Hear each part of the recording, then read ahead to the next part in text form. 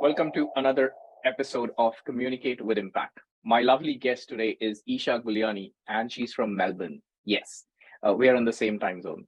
and She is a cloud architect at Microsoft, and she is also working to empower IT women. Let's hear from her. Hi, Esha. Thank you very much for coming and spending time with me to impact others. Thank you. Hi, Amit. Thanks for asking me to join this session. Hello, everyone. So, as Amit said, I'm Isha, and I'm working at the moment as a cloud solution architect at Microsoft. You want me to introduce myself, Amit? Please go ahead. Sorry. So, I have 16 years of experience in IT industry. I started my journey in 2006 when I joined L&T Infotech back in India as a software developer. And after that, I worked across various organizations in banking industry mostly.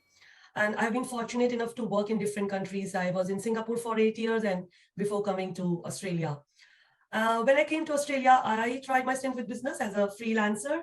I love training people and I thought to try my skills with that. But COVID happened, rest is history. But during this time, I learned a lot. So I networked a lot. I learned how to do that networking thing. And that's when I met Amit through LinkedIn. And also a lot of other people through LinkedIn and other channels.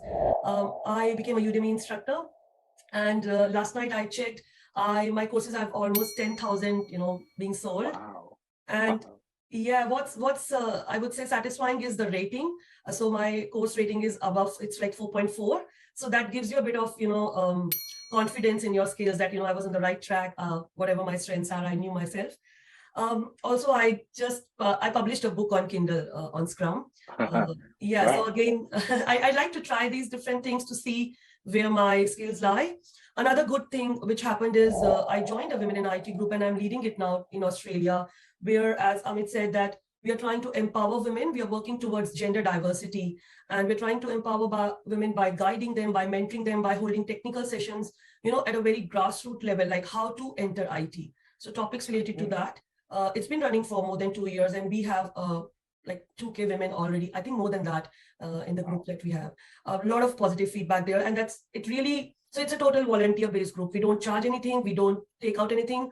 We haven't yet registered it formally as a nonprofit, but yeah, like because we are all working, we are all the reason we have a mentor panel. We have like I think 12 to 15 amazing mentors in different fields, data analysts, cybersecurity, and everything because IT is vast and sometimes the questions are very specific to the technology. So we are all working together to make sure that, how we can help other women. I also joined, this topic of women in IT is very close to my heart. It's like something, which you can do even at midnight, it's that type of thing. I also found a women ERG, we call it, Enterprise Resource Group in Microsoft, and I joined it and I'm attending it, however I can contribute there. Yeah. So Wow. yeah. So after my business, there was a reflection time. I got to know my strengths, my weaknesses reflected on my work. And I realized I was actually where my passion lies. I love IT. I love working with the teams. I love being on the top of technology. And that's when I decided to come back and join the corporation. And now I'm in Microsoft. So Awesome. Awesome. That's really, really interesting. Tell me about two things. First, your Udemy course. So what is it? Like what topic it is and what's the name? So the course is about when I started doing it, I was trying to run a business that time. So I had a business case and everything, and they say, what problem are you solving for people? And then it made me think there are a lot of courses available there, but people don't know how to answer and get it into a job. And I think it really relates with what we are talking today about communication, right? You Mm. have a knowledge here, but then how to, in a 1 hour window or even in a screening call, how to tell the other person that you have the knowledge. So my courses are around interview preparation. One is about Scrum. There is also data science and machine learning, which I actually tried to open it on my portal first before pushing them to Udemy. So they are still sitting. It's like a pending to-do list to move them also. And it's more about how to answer the interview questions, right? Like, around that rather than just teaching. Because for teaching, there are lots of good courses available out there. Now, let me ask the other thing. The Scrum book, what is it about? And the name. So the book name is A Quick Guide to Scrum, and that is what it is. It's just a 60-minute light reading book. It's based on the Scrum book itself. So what I did, the Scrum guide actually, if people who are aware of Scrum, they know that there is a guide which tells what Scrum is about. So again, Scrum is a topic close to my heart because I've worked in Scrum for like more than 10 years. I have done those professional trainings, 3 days where they make you, come in a room, do those exercises, all those with sticky notes. So pre-COVID. But again, what my company name when I founded is Simple Geek Notes, because and what it meant is doing things with simplicity. There's a lot of technical jargon today when we talk, because I just don't know why we can't explain things in a simple way, and that's my way of telling. So what my book is, the Scrum guide is good. It's also simple. It's good, but my book is a bit of relating to the real work. So I shared my examples there, like a whiteboard, how it looks in real life, because it's not a perfect whiteboard, right? There are people who are not changing the post-its, or the work is getting delayed. The burn down chart, how does it look in real life? So the book is actually based on the Scrum guide itself, but it's in a simple way, 60-minute light reading. Again, at the end of the book, there are questions, interview questions. Some of them are technical, so like, basic, like how long the sprint should be and everything. So I haven't answered them, but then some of them are behavioral. And again, behavioral, there is no right and wrong. So I've just given a bit of idea how to answer those questions. That's interesting. Like I've been into Scrum again for close to a decade, and went through several projects. Now, this is interesting because you're absolutely right. Is that yes, we have the guides, and that's a way. That's a book way. Right? That's an ideal way. Let's put it that way, right? But in the real world, yes, we all know that it's not going to work at all like that. I don't think so. It can only work in a training module or a course, but not on a real project, right? So I think that's really, really good that you actually put down your experience in it, showing what exactly it is. And, just sharing, like it's an add-on now to the Scrum guide with a real life example, if I may say, which talks about this is how it looks. And, to that extent that you also help people to answer some behavioral based questions. Yeah, because actually, tech questions are very standard. Yeah. We had a in-person Women in IT event in October this year, like 2022. So I actually ordered hard copies of my book because that was my accomplishment. I thought of donating them to library, but then I got to learn that it doesn't work that way in Victoria. And so they were sitting. And then I thought that why not take them to the event and see if people, because there are all IT women coming there. And I just took 25 because I didn't want it to take and then bring home back a full stack again. But they were all gone. And then I remember having the last copy, and I just thought I'll bring this. And then another girl, she's also a mentor. She said, hey, somebody took my copy. Can I have this one? I said, sure. And then after a few days, again, I got a feedback, Esha. And these are all people like whom I admire because they are in IT doing their thing from so long, successful. And she gave me a really good feedback. There was a spelling mistake for sure. But other than that, I just felt that, she read the book and she found it useful also. So yeah, that's a good achievement. It feels good, isn't it? That people whom you look up to are also reading it, providing you the feedback, liking it. More importantly, sharing their viewpoints.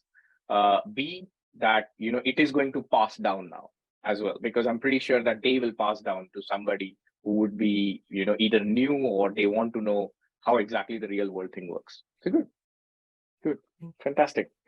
All right, so now we will move on to people by now would know that I have a standard set of questions that I have surveyed more than, I think, 400-500 people by now.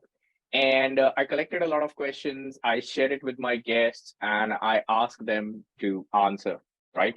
And I always show this on my show. So these are the set of questions that I'm going to ask Esha today. So Esha, first question is, it's a common question that I ask to all the guests. And I'll tell you the reason why I'm doing this is a lot of time when I meet people, the standard answer to all the IT folks is that I am busy. And I understand if you're busy for a day, for a week, or sometimes a few months, but if you're busy 365 days, then probably there is some problem that you're not handling at your end, or there's a massive problem with the organization.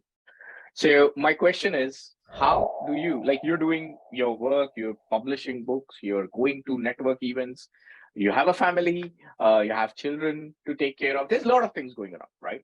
So my question to you would be, how do you handle your day or week, for the maximum output?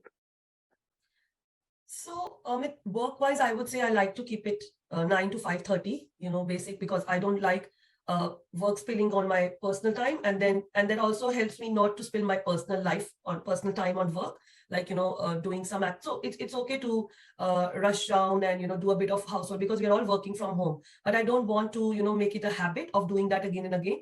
So that gives me a bit of work for in-person activities which I'm doing at home. Another thing what I do is that all my social things that I do, like the women in IT thing, it's more of, like I said, it's a passion, right? So I find time for it, and it's not like a energy draining thing. It's actually a very energy regaining thing. So a lot of people I give time to talk to at 9 p.m. because by then I know my kitchen work is done, my kids are in bed. So I don't have to be thinking about them. I don't have to think like I'm taking out their time. So that's how what I plan. Again, there are weekends, sometimes on Saturday, Sunday, because people are very busy. Some people, because they're trying to enter IT, they are doing shift work. So they are actually working in evening. So then Saturday afternoon, I know everybody will be taking a nap mostly.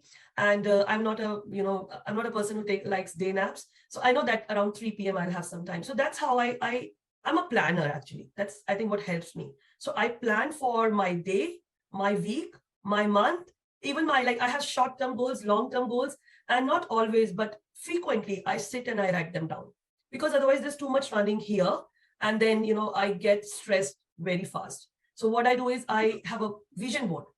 I know what I want to be, so I plan for it, and I try to take some steps towards it every now and then. So I would say that not everything is planned. Yes, I'm a bit unorganized also at times, but I try to. So Monday morning is in the office, like in the first half is when I sit and I plan my week. It could be my calendar, my office calendar for sure, because we have so many custom meetings. We need to upskill ourselves. We have internal team meetings. We have to pick up kids from school. So there are so many things going on in your daily 9 to 5:30 as well. And my calendar is my to-do list. I don't have a to-do list anymore, because when I'm planning my week, I even go down deep to saying, okay, 3 to 5 is focus work, but then for what I'm going to do then. So that's so that I don't skip anything.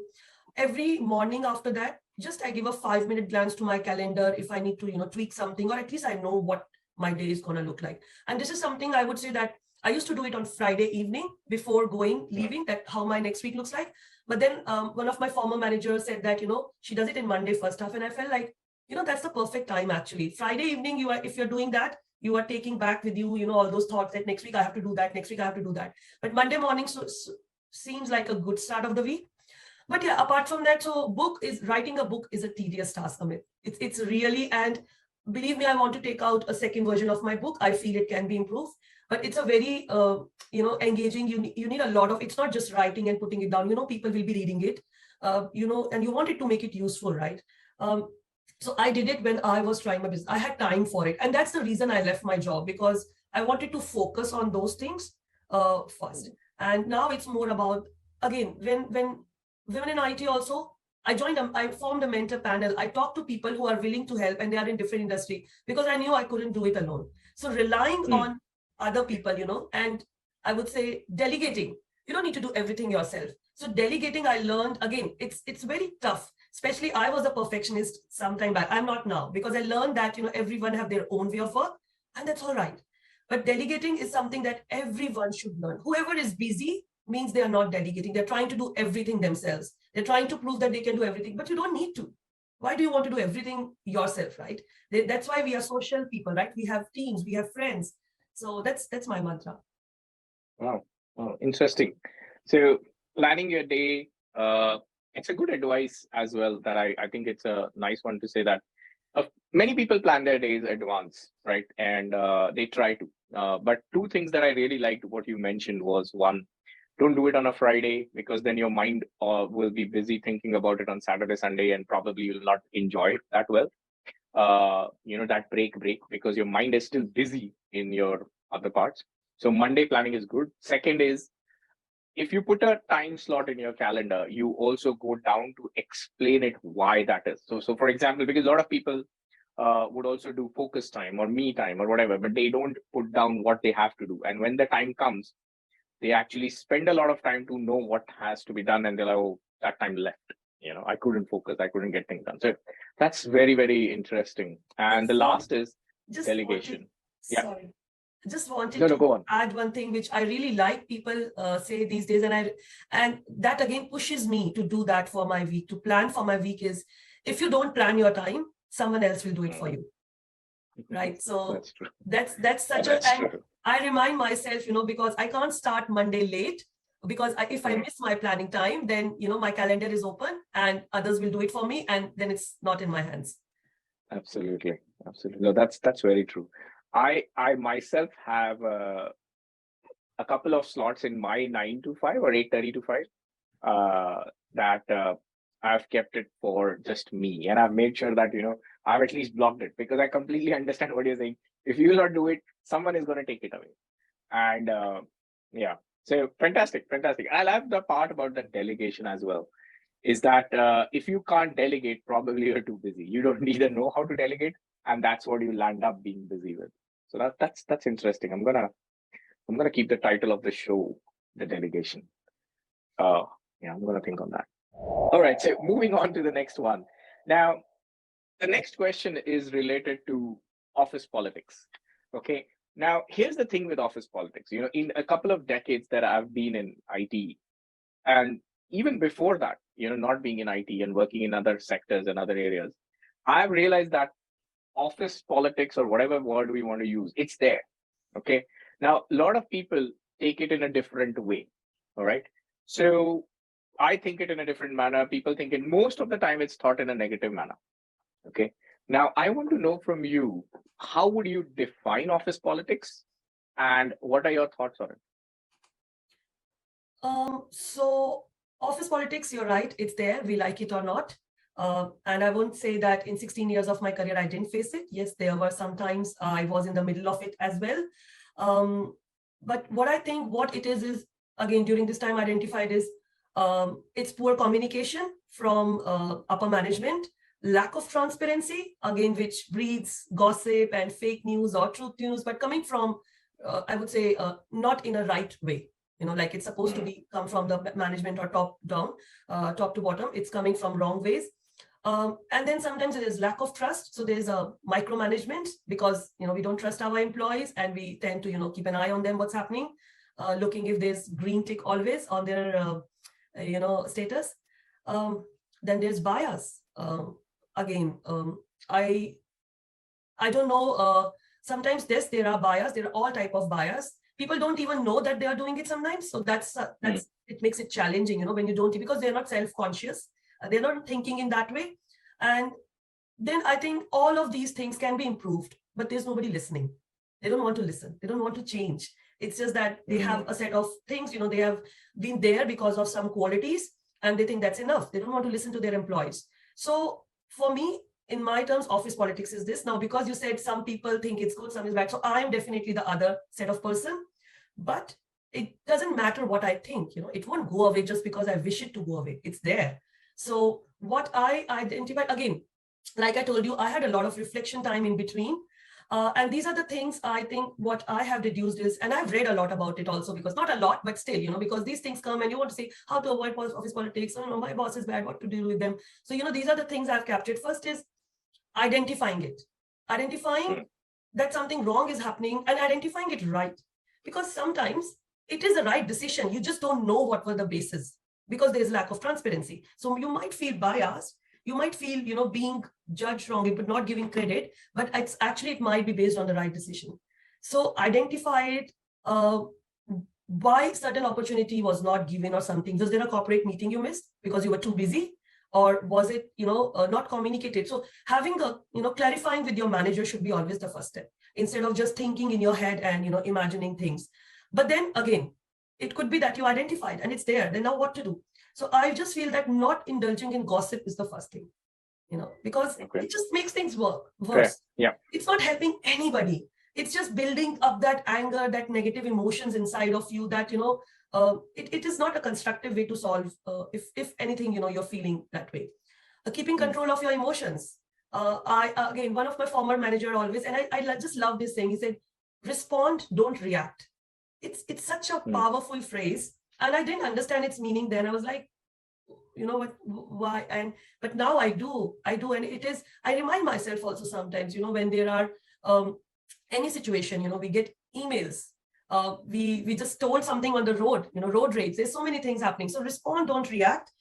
Keep your emotions in check. So this is something. And then another best way, again, that I feel is about office politics is focus on your work. Okay. No matter, every business needs competent people. So no matter what is happening, what's not happening, if you're giving 100% to your work, like this time, it happened with me one time that I felt biased. I felt that, I've been neglected. But then I brought myself back because anyways, those emotions aren't helping me. And I just thought, what, let's refocus. And I'm a very non-competitive person, actually. So always the way I have brought myself throughout my career is just, thinking about, am I better than yesterday? So, I'm a lot of that person. I don't get encouraged by someone else's accomplishments because I'm not looking at them. I get inspired. Yes, I want to be there. I want to be that person. But it's not like if somebody else gets something before me, I don't feel that way. So I just focus on, am I giving 100% to my work? Because if I leave here and go now, and then I look back, and again, I could be in the similar situation in the next job, right? So was I given my 100% that time? Am I right to do things in a certain way, and then I wasn't recognized? So what's happening around me, So, and I have seen that whenever I focus on my work, everything just goes away. Some things happen, I get whatever I wanted, or something else, some good alternative. So focusing on work. And then again, last thing, don't wait too long, I would say. Situations, don't wait for the situation to change. It will just, if you feel that there is a negative atmosphere because of whatever reasons, and you don't have the power to change it, then try to, upskill yourself. Don't wait too long and try to, just pray and wish that things get out of your comfort zone and try to move out. So that's my, again, I have not been a person who has, dealt a lot with it, like, done things, but I know that people have strong social network. That's one way. Know the right people, know where they're coming from, understand the play, do the thing. But I've not done that. I have not been there yet. Yeah, I think that's wonderful, because I think you really put down two very important things: is the definition, like I asked you.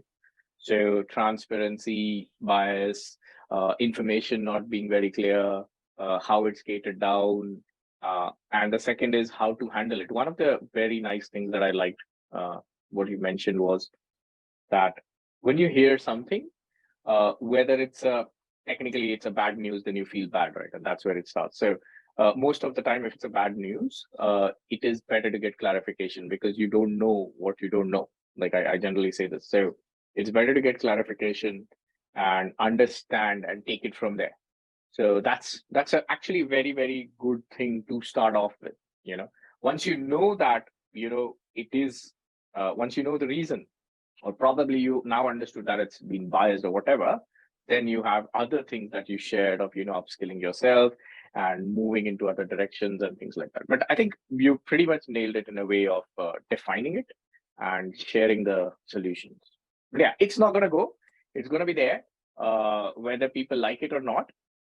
From my point of view, if I would just put in, I'll say that it just depends on which side you are on of the discussion. That's it. So, because when you said that, there are people talking about and you feel biased, like as an example, for a moment, it struck in my head as well, is that it depends upon which side I am right now. Because if I am into a place where I am discussing about somebody's competence, and we know that it's a little tricky, and for some XYZ reason, it leaks out, then that person feels bad. Now, if I am that other person, my manager discussing about that, so it also depends on which side you are on to feel the bad part of it, biased or not biased. But I think your points are pretty valid. I'm gonna keep it there. Probably edit this section as well.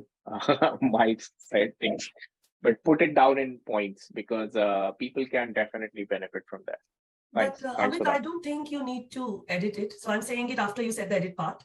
Because see, you are sharing your perspective. Last time you told me you have been a Yeah. program manager and that's why I didn't contradict you, because if now we are on the other, because I'm coming from a developer background, right? I have been a part of the team, and you can see from my extra activities, I'm a very socialist type of person. And even if things have not been happened back to me, I will not like if something is being happen to the person sitting next to me. And I used to be a person to fight for others. And I realized, what, if they can't do it for themselves, it's of no use. Because Exactly. when the time comes, they can't even say yes. they don't want to. So I stopped doing True. that long ago. But I think what you said is useful. If you can keep it, you should, because Sure. it also gives us a reason to identify, oh, why is there a lack of transparency? We should, yeah. True. Yeah, no, I'll tell you what generally from my perspective is that, many times it happens is that we don't, a lot of times, if you have resource managers, right? I'm not a resource manager, but here's the thing. I have to provide my input towards that resources, appraisal or feedback and stuff, right?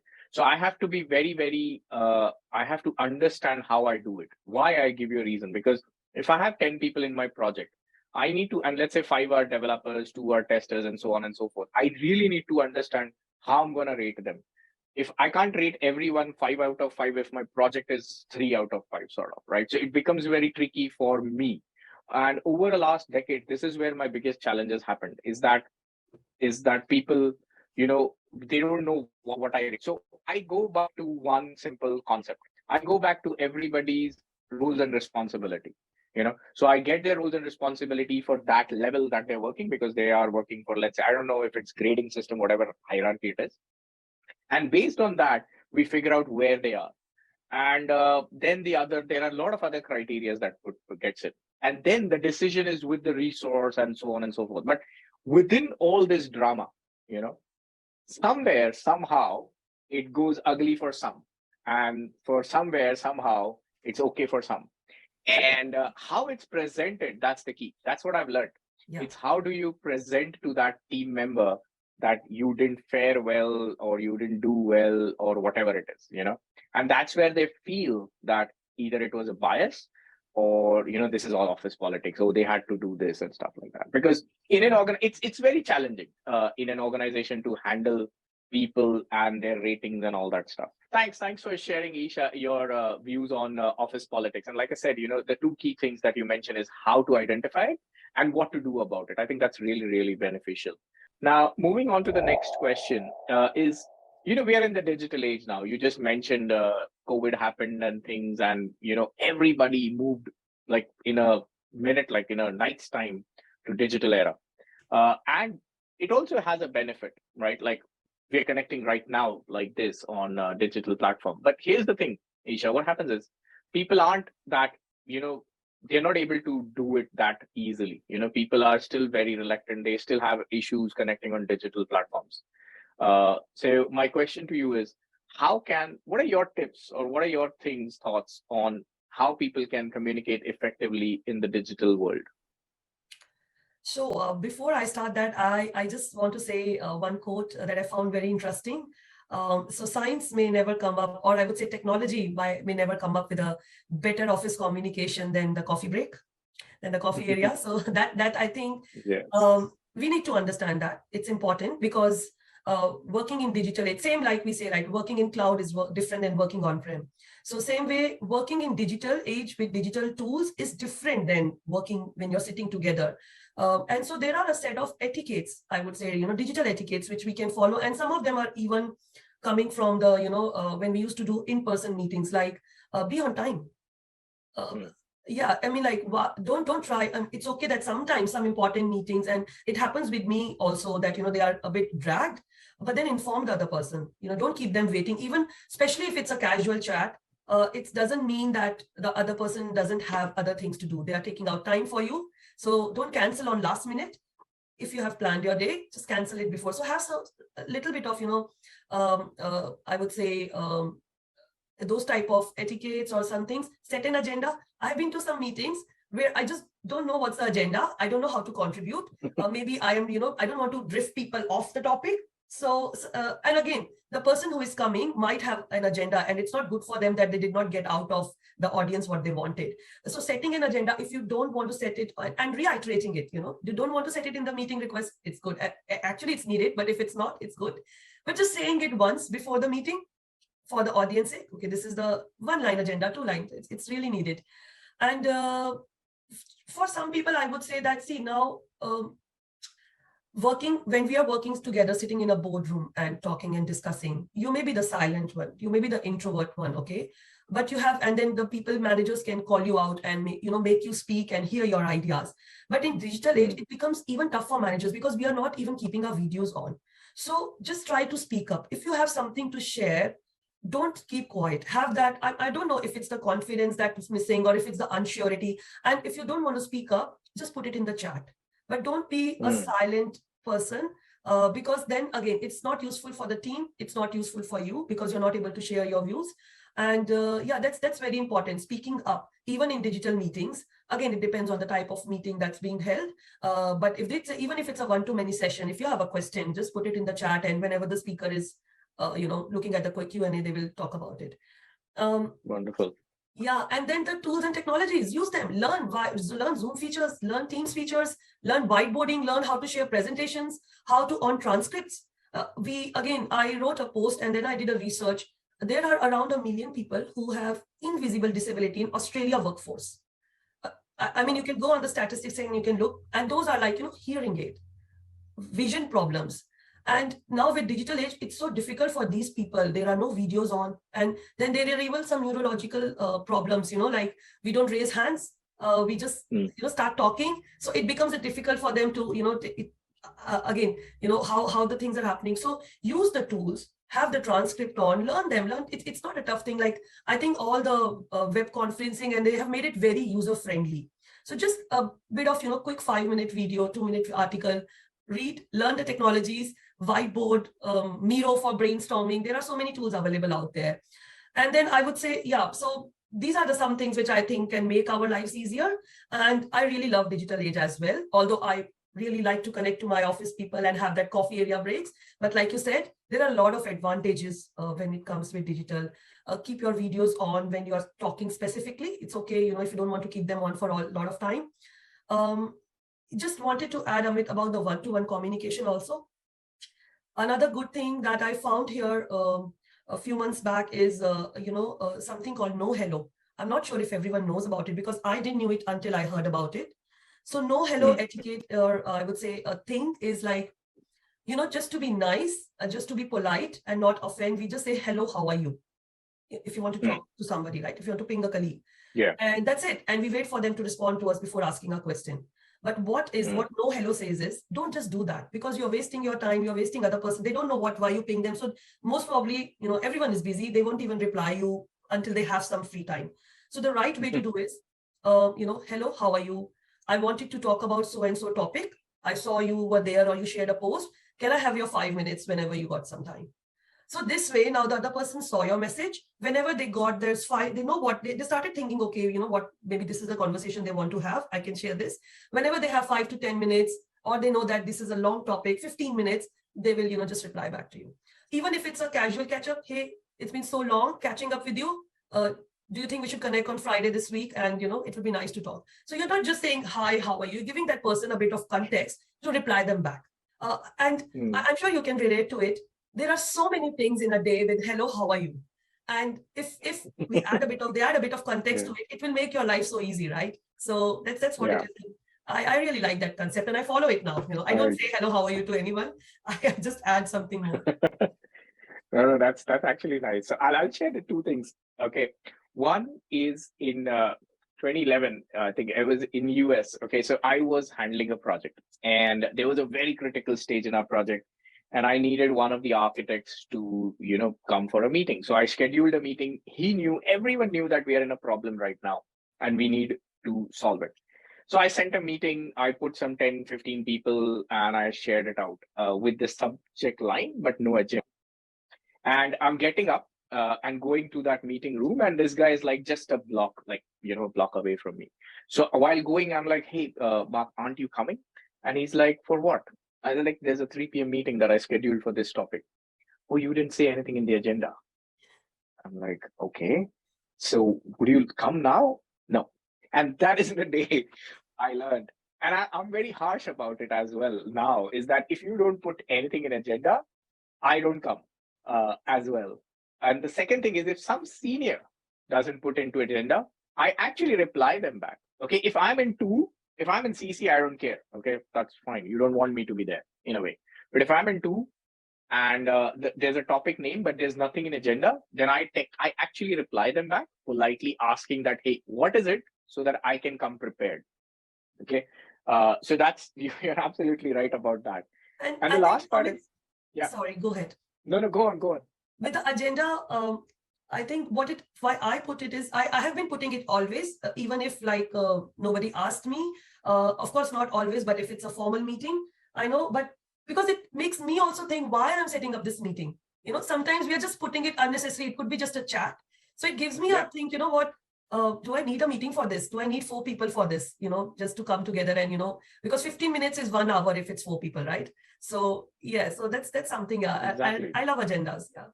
No, I think it's very, very clear and precise as to what I need to talk.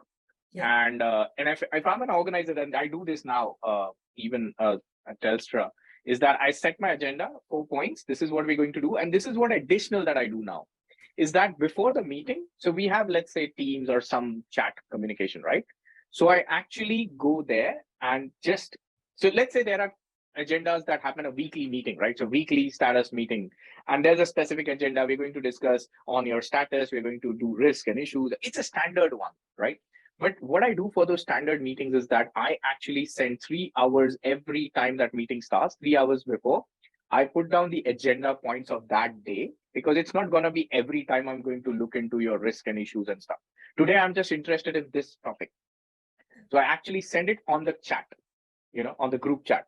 Today's agenda, point 1, 2, 3, 4, note that this meeting will be recorded for those who cannot attend. And what I do with the recording is I actually go back to the transcript and I create my MOM. I'm a big person who has to send an MOM, period.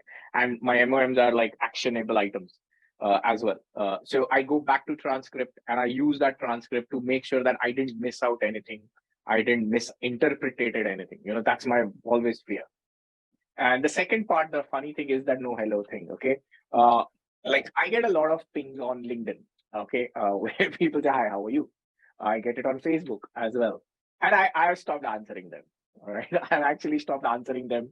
And to your point, because, just hi, how are you doesn't make any sense, right? Because if you don't have a topic in your head, I don't know what you want to know. And specifically, people need to realize this is that the more responsibilities you start gaining, the more valuable your time becomes. It's always valuable from the day you're born, but the more responsibilities you have, the lesser time you have.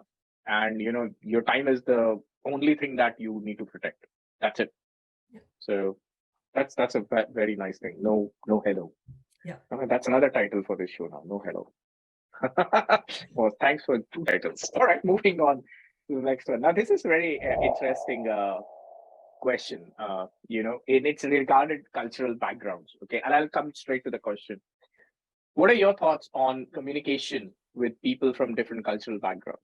How do you think we can handle it, and what it is first, if you can explain that?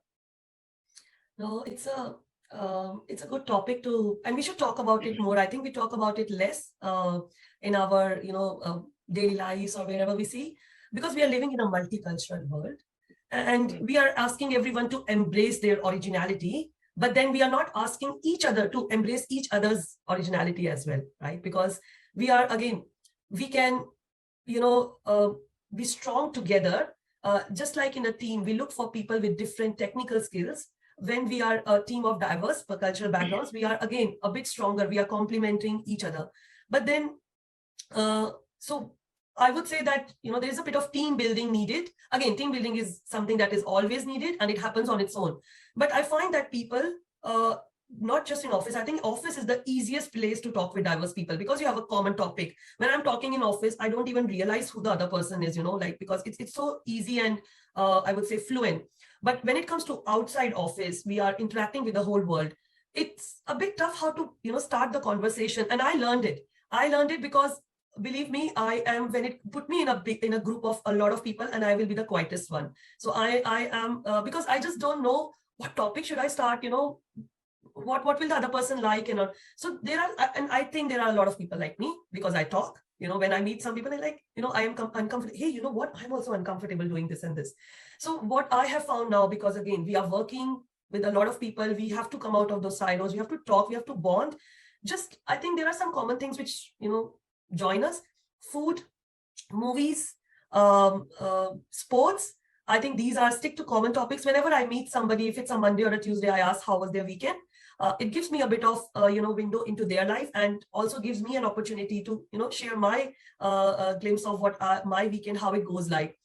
I remember when I was coming out of my hometown for the first time, first job, and it was still in India, but a different city. And I was scared about this fact, that there will be different people. I don't know anyone. And that's when my uncle said that, Isha, sab log ek jaise hote hain. Everyone is same everywhere. And that's something that has stuck with me, like if you look at the root level, we are all human beings. We all want same things: happy family, good money, good house, good career, less complications. So at the end, whatever our means is to get that, we are all aiming for that same, same type of things. So that's what binds us. So talking to diverse people, I would say that, stick to the common things, but also be inquisitive about. So if somebody is sharing that, you just, again, not in a meeting, but if it's a casual chat or somebody's sharing, oh, they took their kids, so-and-so place. How old are your kids? How many kids do you have? Or if somebody said, we had a festival. Okay, what festival is it? What do you do there? What's the significance? So now be curious a bit about, and don't be scared. I think people are scared. They don't want to offend, right? What if I ask a wrong thing? Like, I have some friends from Iran, and we know what all is happening there. And even I was, it took me, like, when that person started talking, I just didn't say anything because I hadn't thought how to handle this conversation. I wasn't ready for it. But then I gave it a thought, it's okay. It's just something that happened. I'm not attacking anyone for anything. I'm just trying to learn more about what's happening, what's from a person who knows it, not just from the newspapers and from the media.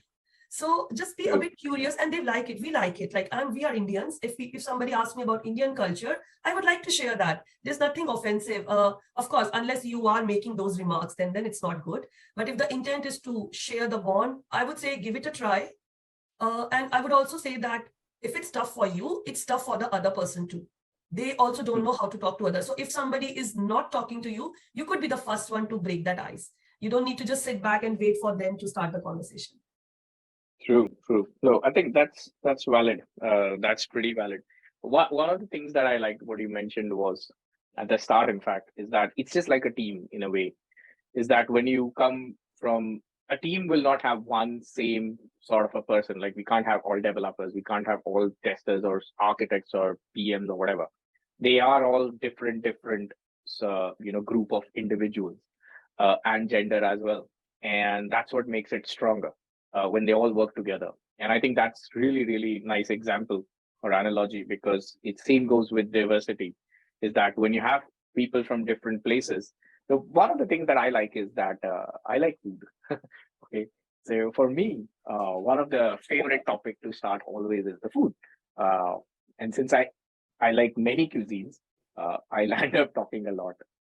One thing that I just like to share this with you and with my audiences, since we're talking on this topic, one of the things that I do is that if I'm going to a different country, and yes, Google talks about certain things, but I can't rely on Google many times because I don't know what's the bias that I'm listening to, right? So what I do is I get, and if it's my manager, if it's the counterpart there in that other country, I ask them in a discussion on a coffee or something in a very polite and a decent manner, is that, what are the things that I'm not supposed to say or do that might offend you or your countrymen? Because it's better to know that as well sometimes, so that you don't accidentally raise any issues. Because many times, like you said, people have good intentions. They want to do the best for themselves, their family, their work, and so on. And if you're traveling for that purpose, you don't want your stay there, your career there to hinder, right? Because of something that you read on the news or something, correct? So it's always better to just ask them. And most of the times, people would definitely take that as a positive way, at least what I have seen so far. But yeah, I think that's where your whole way of communication works upon. Fantastic. Thanks. It's quite interesting to know. This is what happens in my shows. I get to know a lot from my guests and their viewpoints, and I can pick some for me as well, not just for the audience. Fantastic. All right. I was just looking at the questions, and I think I'm in the last question now. And this is again a common question that I ask to all my guests is that do you have any recommendations when it comes to the book, podcast, YouTube, or whatever, other than this show, and other than your book and your course? What do you recommend for people to go and see, watch, read for them to better communicate or handle their 9 to 5s better? I'm more of a reader, so I can tell about a book. And Yeah. since it's a communication podcast, I would say about the communication book. Again, it's related to culture. So there's a book called The Culture Map by Erin Meyer. I think some people might have heard about it because it's a very common book. I think it's even adopted in some offices as a book, recommended book. And that's how I got to know it from a friend. And what it talks about is how different cultures communicate in terms of office work. So, again, we are working with different people. It goes into details like, in some cultures, the communication is very clear and accurate. Like there is no chance of misunderstanding. Okay, they are very precise in what they are saying. But then there are some countries, some cultures where the conversation is subtle or, complicated, and you have to read between the lines. So when we are working with people, and now again, this is not something we do it inherently. We do it because we belong to that culture, right? So it's not something we are aware of. So, but knowing that, these are the different type of communication, like about feedback. Again, it's always, feedback is a sensitive topic for many people, I would say. Although it said that feedback should be received as a gift. If you like it, keep it. If you don't like it, pass it on. So, but then again, feedback could be, for some countries, it's okay to give a direct feedback, even publicly. And they use very strong words like, I totally disagree with you, or, that person is completely, unaccomplished, or, things like that, when you're very using strong adjectives and you are very firm. But then there are some cultures who try to do it as a positive criticism, a bit in a polite way. Again, which might be difficult to understand because we don't even realize it's a criticism or something like, maybe you should review your opinion a little bit. So that way. So that's what I liked about the book. If you want to understand more about how to, go through again, I think it can even help you with office politics, I would say, not politics, but office culture, I would say. Our manager, our subordinates, even customers, we're talking with so many people, they could be from different cultural backgrounds. So it could help to understand where the other person is coming from. Like when I was working, we used to have very technical brainstorming sessions, like literally in kind of, I would say, a very heated discussion, I would say, about, because everybody is trying to pitch their idea, and people used, like, especially the higher, they used to love it because they said, something good will come out of it. That's what the thought is. And as soon as we are out of the meeting room, nothing, just good. Let's take a coffee. So this is something I learned, that for some people, when I'm inside the room and they are, I wouldn't say arguing, it's more of a discussion, just putting your points strongly because, you want the best for the project. It is not against me. There's nothing against me. When I'm out of the room, we are friends, we are something. So the book, I think, really helps to understand that, where the other person is coming from, why he or she said like that. I think it can solve a lot of problems. Great. No, I think it's very nice. So cultural map, I'm going to put the link here. But I think I agree on this one as well, in a way that, because I remember, like in Volvo, we used to be in the room and we used to discuss a lot, and argue a lot. And exactly the same thing. The moment it's like 12 p.m., we're out and we all are together with lunch, having fun, probably teasing each other on the things that we said in the room as well, and then go back and do the same thing. But the point was, one of the things that I was told, and I really loved it from one of my managers long back, was that, Amit, because there was a critical decision of whom should be fired and so on and so forth. And this is one statement that they said, that, Amit, we will decide what is the best for the project. Yeah. And that line, I never forget now. So whenever I talk to my team members or whoever it is, I just tell them that, you do what is the best for the project. Okay. So the first thing is that we need to know why this project is initiated, and that's the project managers or whoever is the leading, is his or her role to make sure that's clear to every person working. Second, I tell this to all my team members, is that this is our goal and this is what we're working for. So if it's for the best of the project, and if we have to do it, we have to do it. There's no, your way or my way. Okay. It's the destination has to be the same. So I think that's pretty interesting. So cultural map, right? I'm going to put that link. Yeah. Fantastic. Isha, it was really, really great talking to you on many topics. I think we can talk a lot more on many more topics. I'm sure. And sometime I think I would really be interested to know more about the IT empowerment that you're doing as well, more on what you're doing there. Probably I'll see how I can club that into one of my shows later. But for now, I really appreciate your time. And is there anything that you would like to share with the audience? Just a departing note. I would just say that when it comes to communication, identify your strengths and your weaknesses. It's a very big, like, what are you good at? Is it verbal? Is it written? And even though you need to rely on your strengths, but when it comes to communication, you also need to work on your weaknesses.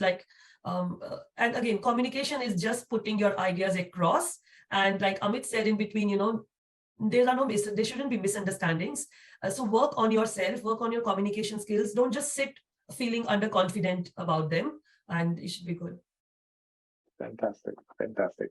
All right. Thank you very much. So for all the folks, the viewers, just remember that I'm going to put all the links. So links to Udemy course, link to her book. Isha, is it okay if people can connect you over LinkedIn? Yes, it's okay. All right. So link to her LinkedIn platform as well. Make sure to connect with her and just don't say, hi, how are you? All right. You can use this show as a reference and make sure to connect. All right. See what she's doing, connect with her, talk to her, know her life on, what's going on in terms of her solution architect role and other things. Okay. That's one way. And second, read her book. It's I haven't done it. I'll be very honest, which I will definitely do it now.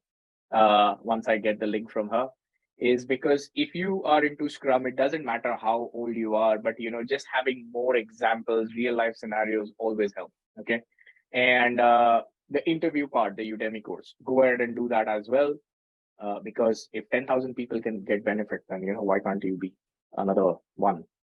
And connect with her, connect with me if you want to. I'm sure you are, many of you, but connect with me further, and let's take it from there. All right. Thanks, everyone. Thanks, Isha, and have a fantastic rest of your weekend.